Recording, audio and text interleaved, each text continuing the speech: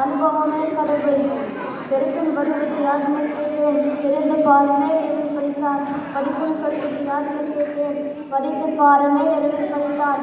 அறிவன் சொல்வது யாருன்னு கேட்டேன், அறிந்து பாருமே எழுதி படித்தான். அன்பனப்படுவது என்னென்ன கேட்டேன், அழித்து பாருமே எழுதி படித்தான். பாசம் என்பது யாருன்னு கேட்டேன், பகிர்ந்து பாருமே எழுதி படித்தான். மனையாளர்கள் யாருன்னு கேட்டேன், மணந்து பாருமே எழுதி படித்தான். இல்லை என்பது யாருன்னு கேட்டேன், வெற்றி பாருமே எழுதி படித்தான். முதுமை என்பது யாருன்னு கேட்டேன், முதிர்ந்து பாருமே எழுதி படித்தான். வறுமை என்பது என்னென்ன கேட்டேன், வாரி பாருமே எழுதி படித்தான்.